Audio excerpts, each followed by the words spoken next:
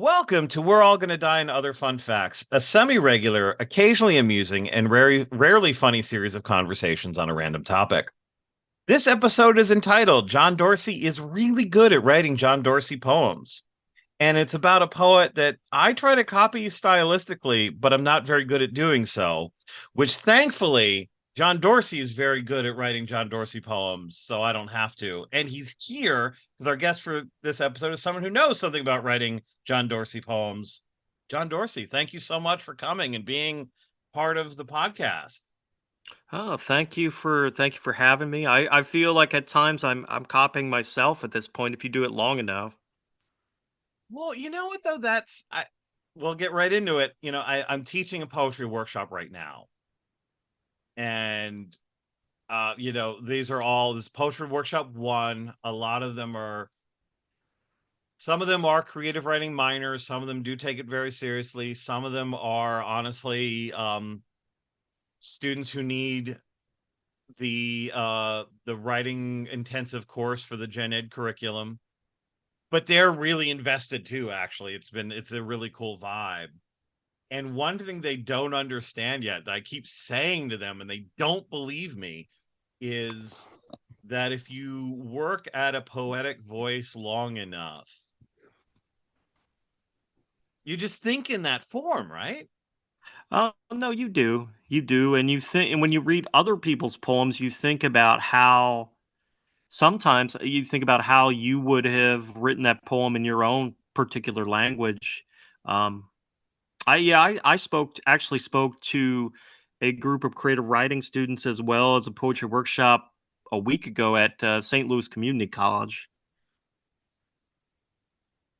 Yeah, how did that go? How did they take sort of Um, ideas about craft and voice, and what it did you was say to them interesting. that I could totally steal and then tell my students like as my own advice? We didn't. We talked about craft a bit, not so much voice. We talked a lot about publishing, Hmm. and we talked a lot about just why they were there, their expectations of the class. And I was straight up with them. I told them that I realized that some students are there because they need the credit. It's required for their major, and that's okay. It's okay to be there. You don't have to feel bad about that. And it actually inspired some fairly lively conversations. I I think like you having done this for your life, um, know that it's sometimes it's hard to get like a few words out of students, particularly if it's in the morning. And so there was a lot of conversation. It was a lot of fun, which I will be honest, I've been reading at colleges for about 20 years. And I don't always have the best time. But St. Louis Community College was pretty fantastic. Um, and I just kind of made it clear to them that this is not an easy path, but if it's something that you feel like you must do, then I just feel like it's something that you can do. And we talked a lot about that. Yeah, I do. I mean, one of the things I do want to get into is like I admire that DIY model that you seem to follow, and that yeah, you tour a lot, you publish a lot. Um, you have great perspectives, I think. I remember a Facebook post, which is again a thing, I think a lot of times so students are can be quiet because they're so afraid of saying the wrong thing or they're so afraid of rejection. And you had made a comment about, you know, you submitted something to a journal and they didn't like it, and then you read the journal, it was like, oh, this is what they were looking for. And to have that confidence to know it's like it's not about quality, it's about the vibe. And my students are Yeah, that totally, my students are still stuck at like poetry is something dead people wrote. yeah, and I that's the one thing I do when I speak at a college is that I try to bring poetry into the present. Um, And I think the way that I write primarily is very present tense. I think that also when you go in and read poetry, a lot of people don't know how to project properly. And I've had people come up to me and say, "I didn't know poetry could be this," because they have that particular idea of like some dead language. So it always like I always say that if you reach one person when you Mm, do like a college lecture or reading, whatever it is, wherever you are, if you reach one person, truly reach them, then you've done your job. absolutely. And to just, I think even just the example of being a living poet in their Yes. space is so important. And that it Uh, diminishing that barrier of access or that barrier of expectations that like, no, you can do it. You know, you can be it. Like you can, if you want to pursue this, yeah, it's not hard, but it's possible. And I feel yeah, like I sometimes that's one of the thresholds with my classes that like if I could just get them to that and then they could figure out their voice in the next 20 years and they'll be fine. Yeah, I brought a stack of like leftover books that I didn't particularly need that I wasn't really pushing anymore, and I passed them out and I was like, you can have these. And I also brought some like regional anthologies from around like the St. Louis area, and I was like, this is stuff that's happening like 10 minutes from where we are right now. I Because I didn't want them to think that it's some foreign land, like this is stuff that's happening far away. um, it's right there in their community, and I wanted to emphasize that. Yeah, and I think that's so important, you know, and people grow up with pop culture and people grow up with the blockbuster and the canon and all of these things that just seem so deeply inaccessible. And so that's so cool. I, you mentioned about sort of writing in the present tense. And actually that's one of the things when I say like I try to like follow you stylistically or I admire you stylistically is with some of your with the poems. Yeah, again, I was rereading two of your books to get ready for this. How you know you write from memory, and you know some of the poems in how do you pronounce a Holocaust agave Yeah, agave. Yeah, like agave agave. and tequila. Ah, of course, yes. You know, some of them have dates on them, you know, 1990, you know, the first poem, not the first poem, but you know, 1994 haiku faces trailer park song 1986, and there's a series of trailer park. But what I admire is your ability to, with very stark language and very briefly, recall a memory that I, as a reader, feel like I'm a part of. It's well, it's about all of that is about using accessible language Hmm. and creating a memory that someone can tap into. Like if my memories were only applicable emotionally to me, I don't see the sense in publishing them and making them available to other people if there's not something there for them. I tell young writers all the time that you go ahead, you write your poem, because 9 times out of 10, whatever your reader takes away from the experience is going to be different than what you intended, Hmm. and that is okay. It's about their experience at that point. Yeah, that is so super important. Actually, could we hear some poems? Could we hear a couple? Like, you know, since I'm geeking on style. Sure, sure. I will read a few recent poems. Um, just I wrote this poem about growing up in Greensburg, which is where I'm from, and I used to have to take the uh, transit authority everywhere. But this is a poem called The smokestacks are empty, and Jan Beatty is drenched in sunlight." Ooh, okay. It's actually, yeah, okay. In the morning, the bus is nearly empty, and the sky is quiet and gray. Your hands aren't cracked and bleeding like your father's on that very same morning. Love is an alternate universe where it becomes clear why we do things, why the frost keeps coming with its work ethic in full view. Your father is an old crow. You're a hummingbird, tossing poems out of a bus window and into the morning sun, a feeder that gives off nothing but youth. So good. Okay, read another one out of here.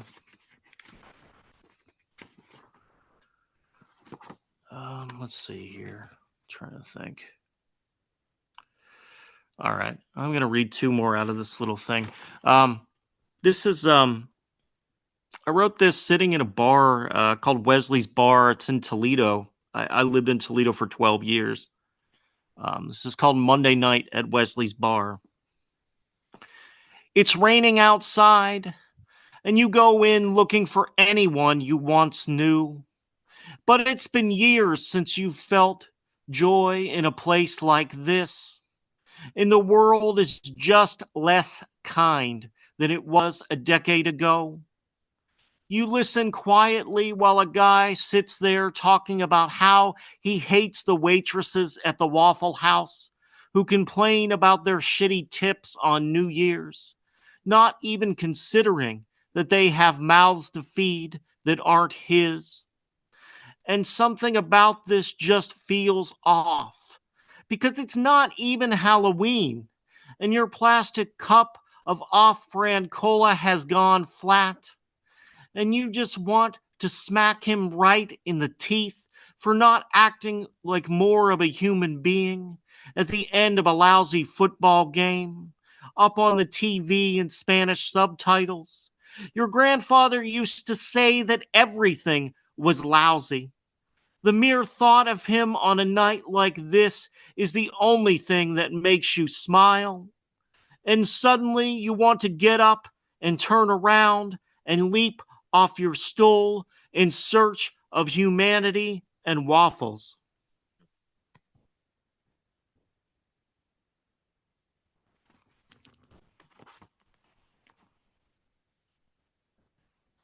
I was going to read another poem out of here. This poem sort of Pittsburgh centric. It was just in Flying Island magazine, which is operated by the Indiana Writers Center. And it's called Poem for Jeff Rudy. And Jeff was a clerk at Walden's Books in the old Greengate Mall, who really introduced me to a lot of things. And wherever he is, I hope he's all right. I don't know where you are now. Maybe your ponytail has gone gray. Maybe your thick glasses are smudged with the dust from old books, and you can no longer see your way out of the worry that comes with age. Maybe you no longer swim in rivers flooded with thoughtfulness as far away as Pittsburgh or Johnstown, where you once sang about the mythology of weathered hands, where I once dreamt of you painting your nails in a torn t shirt while reading Jim Daniels. It must have been a dream.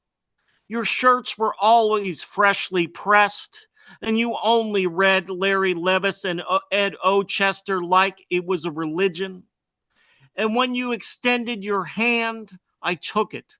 And it's been over 30 years with you now somewhere lost in time, and I am still waiting for you to let go.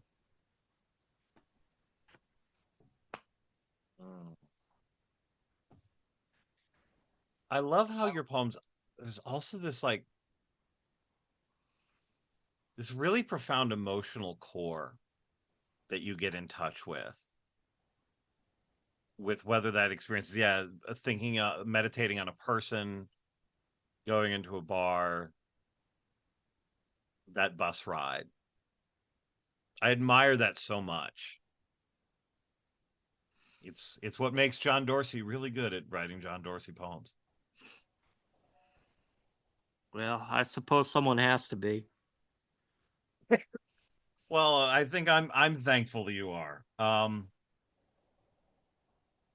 What's your process like? Well, um, it used to be when I've been doing this since I was about 13, and it used to be that I would write a poem after I came up with a title for a poem. Somehow it spurred the entire thing. Now these days I keep like what I would call like a memory logbook, and I just write down a memory about something, and then I'll go back to it, and that becomes the core of the poem.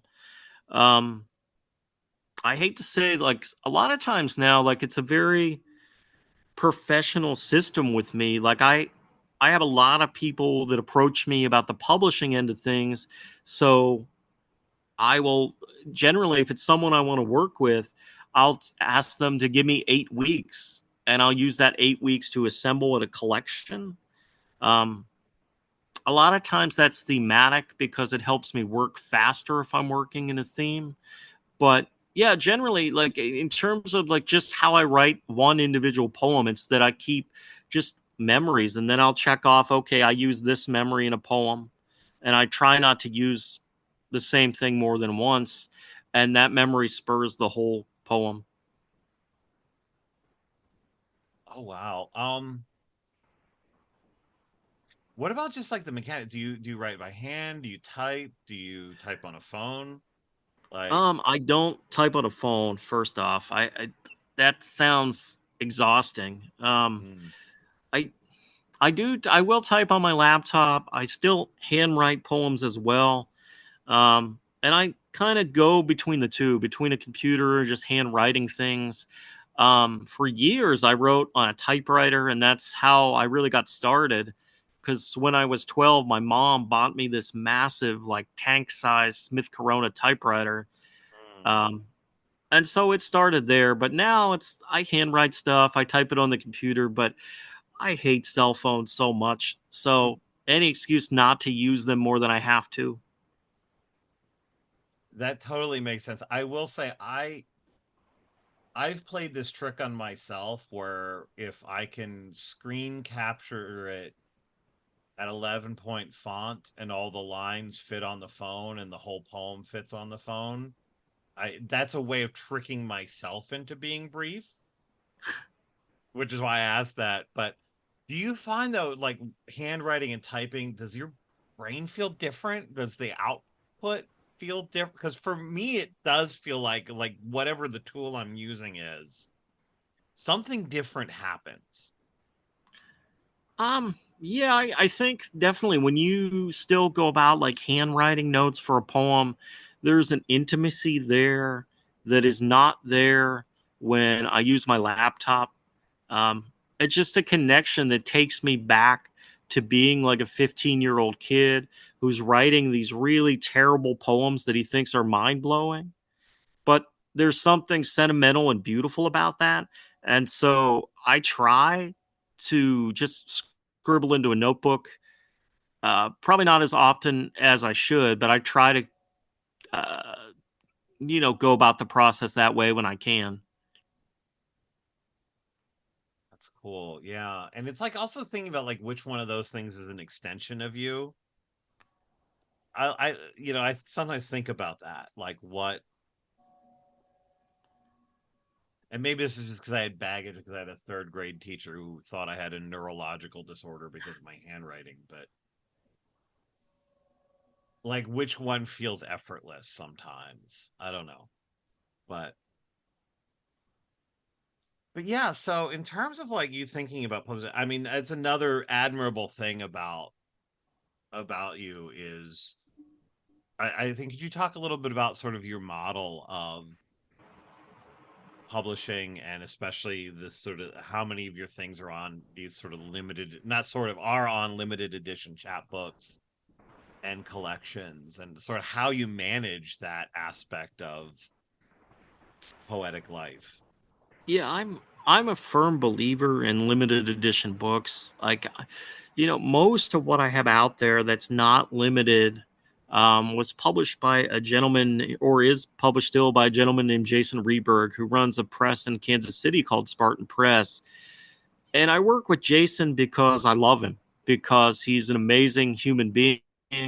But for the most part, if it wasn't him, um, I would not do things that are print on demand.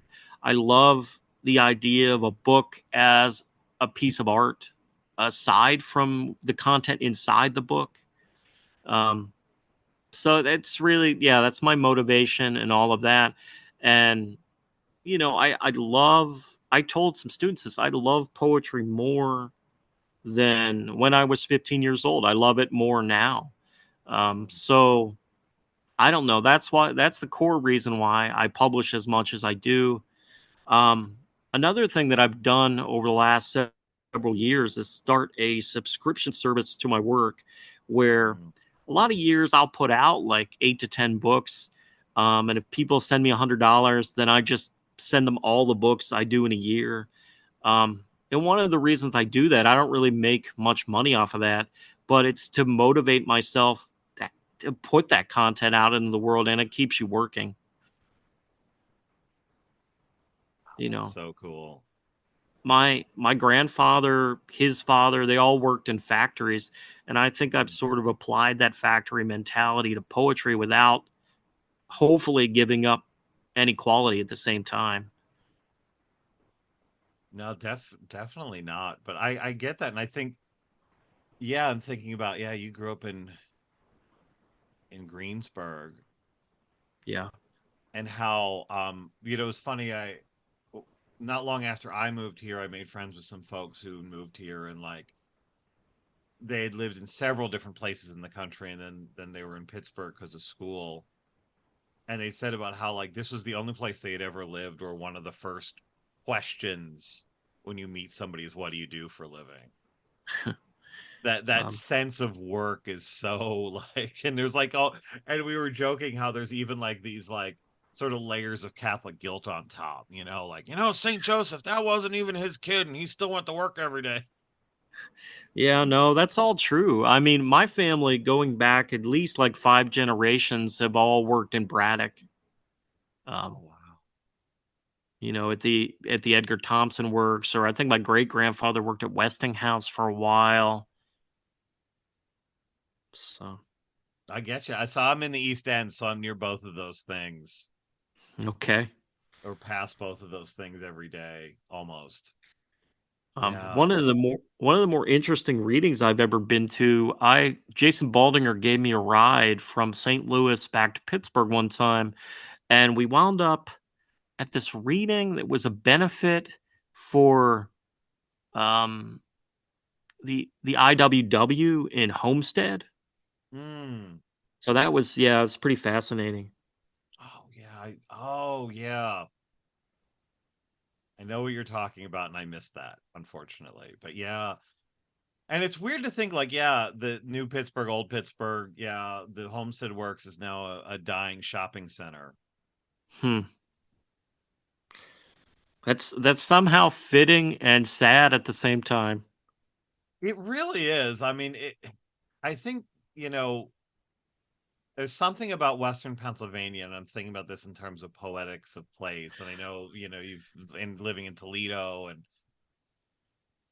of course, there's, I think, our mutual connection with Jason Baldinger there and his work, kind of thinking about urban decay and Rust Belt decay, and like the presence of the past, or is it the persistence of the past, where you just see it everywhere? Yeah, I mean, there's really something about Western Pennsylvania that really brings that out. Yeah. Toledo too. I mean, Toledo is a big like factory town with their Jeep plant and the glass plant. Um, and I think I've had opportunities to live in other parts of the country that I didn't take, and I think something keeps me in like a very working class industrial setting. Yeah, it does constantly feel like home. And I didn't grow up here. I grew up in New Jersey, but grandma's Oh, house was in Johnstown. okay. And the 2 weeks I would spend out there every year, I felt like I was in a different world. Yeah, And it was yeah. and it was the world I chose to live in, I guess. But yeah, there's just something about those places. Yeah, I had a really, really touching, sort of heartfelt moment with a writer from Pittsburgh named Julia Spiker Kasdorf. Um, and she and I, we were on an online reading together, but we had both gone to Hempfield High School, except that she's probably about 15 years older than me. And she's actually written a really interesting book of poems that's all about fracking. Oh, Um, sorry. No, but she and I started to we started to like cry together. We had this really emotional moment about how when we were both going to that high school, we felt like we were completely alone in the world. And it was interesting to meet someone else who had gone through that experience in the same general area. Yeah, well, I mean, if fracking is the sort of new thing it's I was driving the country and I drove past a fracking rig Hmm. and I was reminded of this like commercial that they were showing that was like, "Oh, this is the new future and like young people will stay." And it was this like weird like you're destroying the earth, but you're tapping in the nostalgia at the same time. Yeah, it's fascinating. Yeah, Julia, she's an interesting person. She teaches, I believe, for the University of Pittsburgh, but their campus in Moon Township. Oh, okay, yeah. I'll have to check her out and check that book out because I am fascinated about this. And there was our former governor, two governors ago now, who wanted to like he said we can turn Pennsylvania into the Saudi Arabia of natural gas. Huh. Which Just like governor was that? that was Tommy Corbett. That was good old one-term Okay. Tommy. All right. All right. Yeah, I'm glad it wasn't Ed Rendell, who I have a soft spot for, because I went to college in Philadelphia and he is beloved. Yes. Fast Eddie. Yeah, he's definitely that. Yeah, I think my wife sold him a t-shirt once at Penn's Landing. Yeah, he once, when I was in college, I was somewhere and I'd forgotten my wallet and he once bought me a steak sandwich. So that's what I think of when I think of him. Oh, wow. That's a cool memory. Wow. Yeah, So, I want to talk about. So what kind of projects do you have upcoming?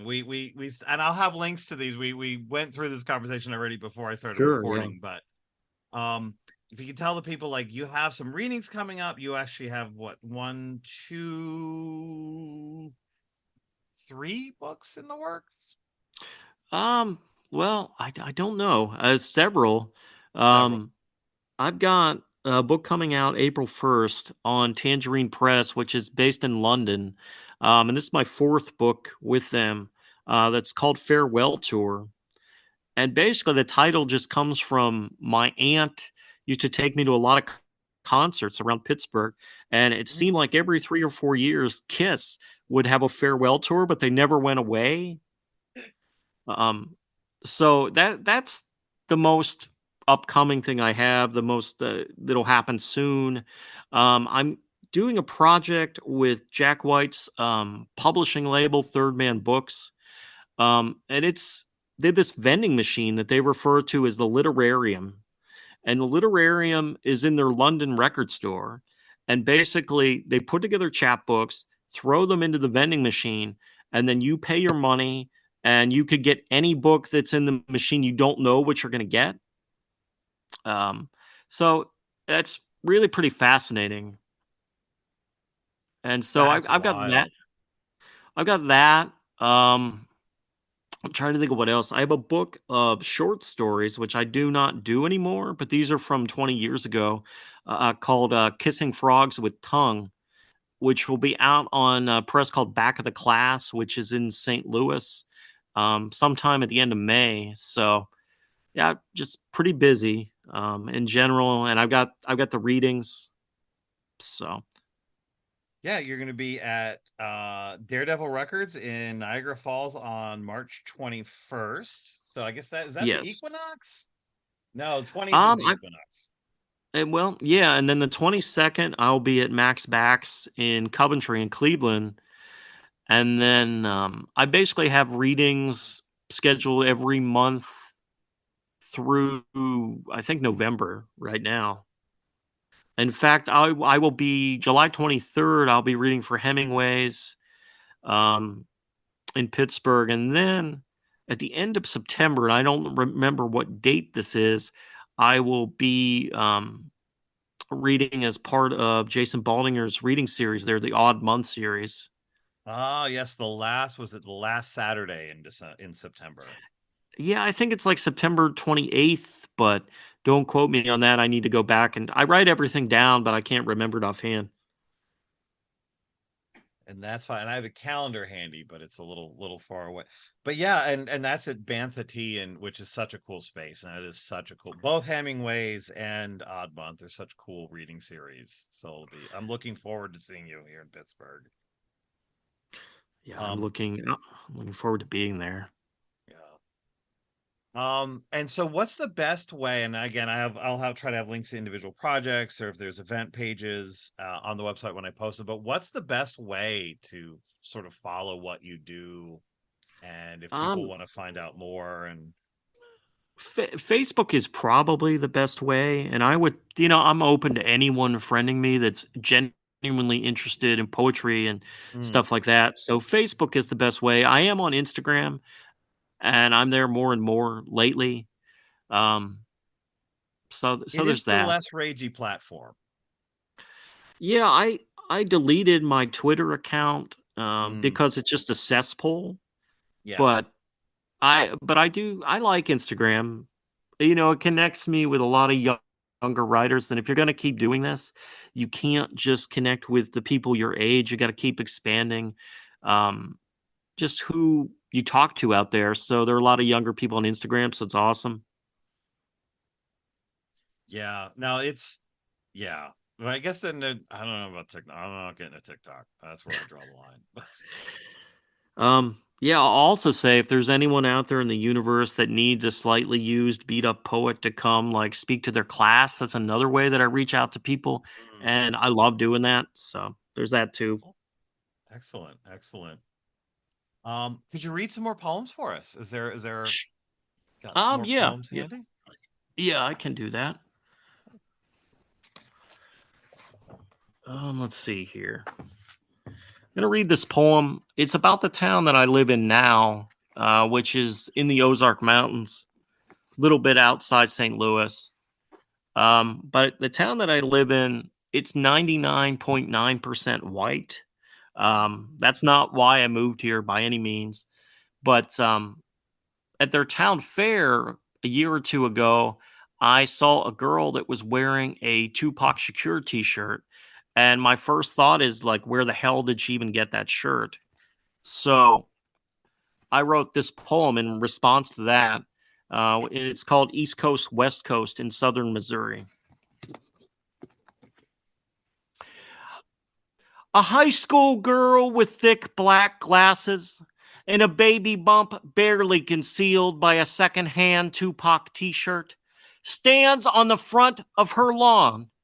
Is a volunteer fireman who didn't make it past the ninth grade, throws candy in her direction. With a pitching arm that will never take him any further than the next county over. A love story held together with tape like the glasses, peeling in the summer sun. Candy corn at her feet like stray bullets in a gang war, in a music video that will last the rest of her life. A baby under each arm, pacing east and west, a drive-by that goes in circles leading nowhere, always in rivalry with possibility. Maybe the old owner of the shirt fed the hungry, danced in an empty swimming pool, and swore there was music that nobody else could hear. Or maybe she actually saw who killed Tupac and Biggie both and never said a word because there was peace in just letting things go. Like the boy who placed the shirt over her shoulders as she shivered, taking what she hadn't offered to begin with. Because when you wash out the blood stains, all you're left with is your own heartbreak, standing on your front lawn, wearing someone else's dream, shrunken down so many times with wrinkles you can never quite smooth out until you're almost invisible, with a snow cone melting down your arm in the sun, bleeding red, white, and blue, as a single sock fresh out of the dryer sticks to your belly, and that's the best part of your day.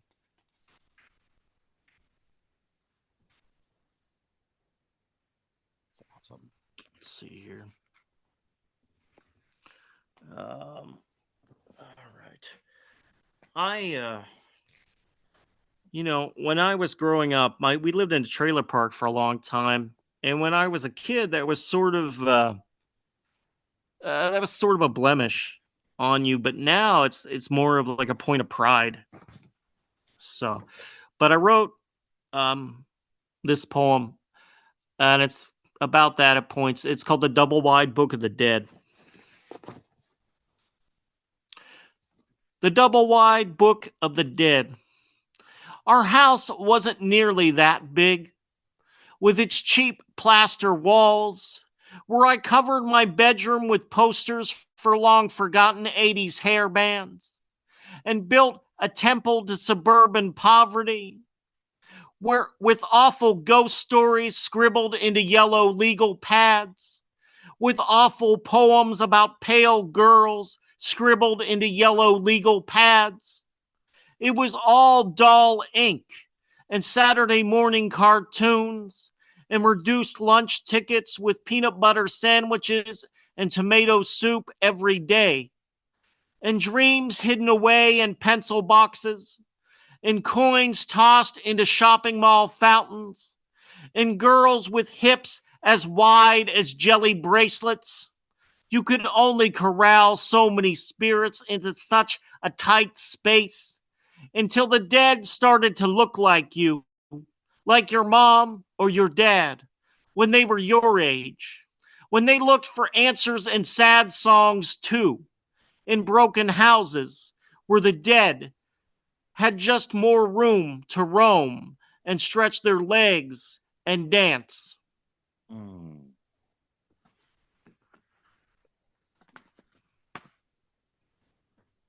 Let's see. Trying to think of where we are time wise. I'll read you one more poem. We have time for a couple more. I just want to hear a couple more, if that's okay. Sure. And then we'll get I to the will bottom read. five. All right. No, that line's going to haunt me. This is actually was going to read another poem, and I'm read this. It's a poem about my woodshop teacher in junior high, who well, you'll learn it from the poem, but he impregnated one of my classmates. So that's the sort of thing you never forget. It's a poem called "The Bride of Frankenstein." My 8th grade shop teacher once sawed off 3 fingers in the same week, often sending us in search of his missing digits, promising extra credit to the lucky student who helped him sew them back on in the nurse's office. We were Frankenstein. He was the misunderstood monster with weak hands and bolts for brains. It was a few weeks before we noticed her potbelly, the new girl. She had transferred in mid-semester, rumor has it, to escape an abusive father. He in his mid-40s. It seemed strange to see them holding hands behind his weathered workbench. But what did we know? Their romance was a silent movie, though if there had been any protests, they would have been hard to hear over the noise on the shop floor. As time went by, we noticed her stomach expanding, teaching us more at 14 than any health class ever could. One afternoon, the principal came in and asked us to wait out in the hall. He had us line up against a wall and walked quickly back inside. She was crying. An ugly princess in a flaming tower made of balsa wood that would never hold up against the weight of her own decisions. We took turns running up to the shop window, steaming the glass. When it was my turn, all I could see were the girl's parents, screaming in slow motion and mouthing the words pregnant and slut. A few days later, a new teacher walked in and inspected our work. We said nothing. We found out over the summer that they had twins, getting married in a quick shotgun service so he could avoid jail time, later moving in with his aging mother. She became the bride of Frankenstein. In a gown draped with faded pearls, she could never feel pure. His fingers touched her lips, but were too misshapen to ever wear a ring. Their love, like a lopsided birdhouse, never seemed to match up quite right. As years went by, people talked. We, the villagers, watching quietly as her future became invisible. Words hung like burning pitchforks on the tongue of God, more sad than angry that her dreams had not been sown on stronger hands. Wow. No, that, yeah. Small town scandal, small, or, yeah, I mean, creepers. yeah, you can't make these things up. No. Yeah, I'm also teaching a fiction workshop this semester. There is that sort of weird thought of like, what's believable, and is writing poetry more interesting because you can write the incredible. Uh, People ask me where the poems come from, and it makes me chuckle because I think if you lived long enough in this world, they're everywhere. Yeah, and if you're willing to get out there and have experiences and interact with people, and also maybe just live in, I don't, I guess every place is weird, isn't it?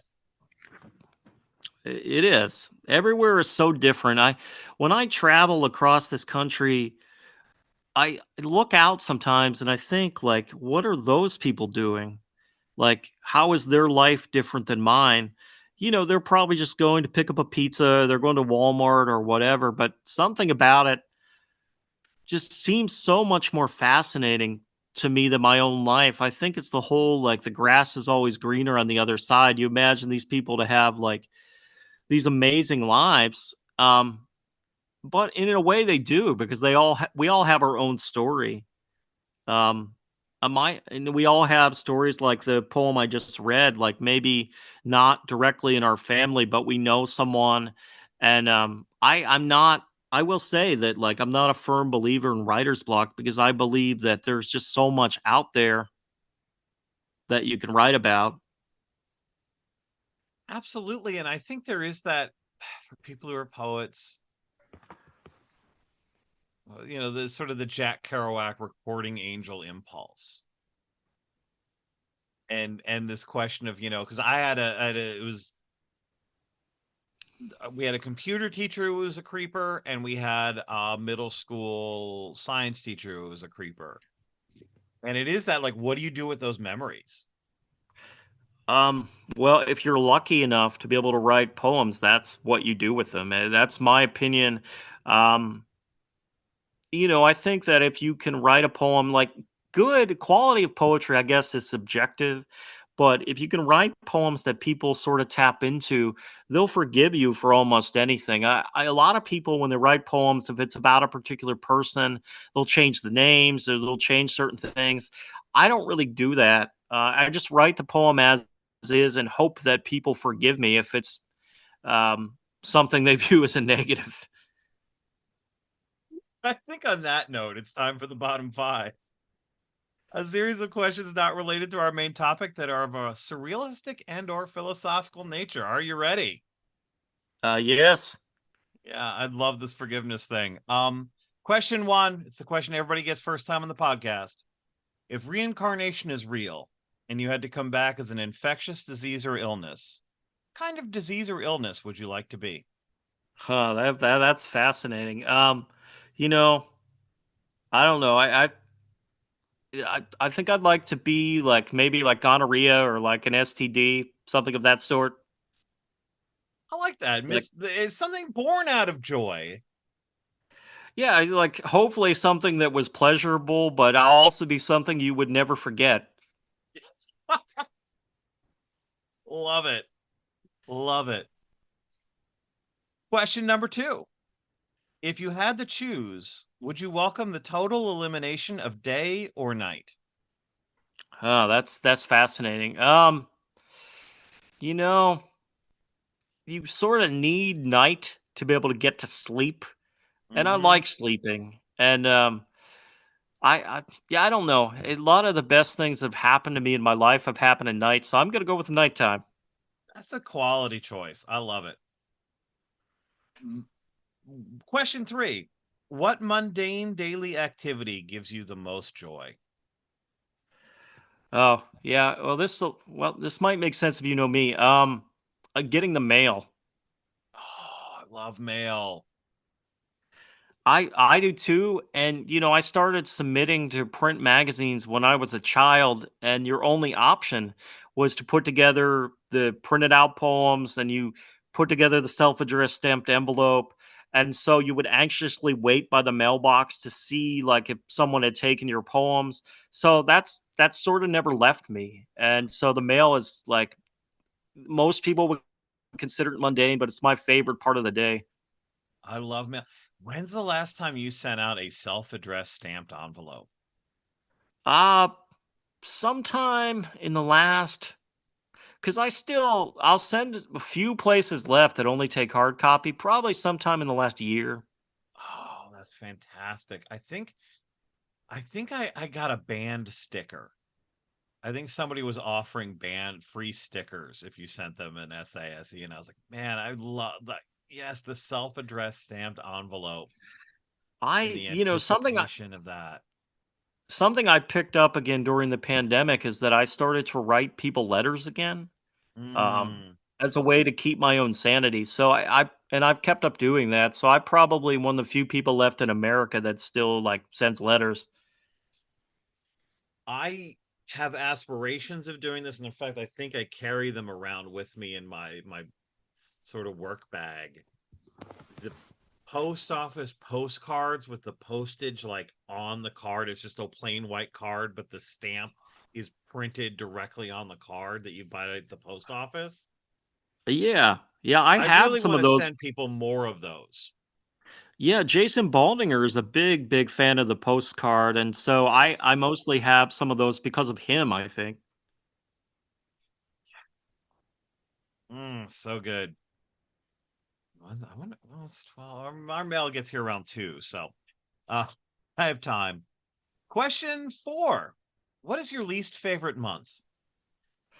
Oh, my least favorite month would have to be the month of August. It's typically the hottest month of the year, and I am not someone that enjoys heat. Mm. Even though I love California, I love the city of New Orleans, which I can never live in because of the heat.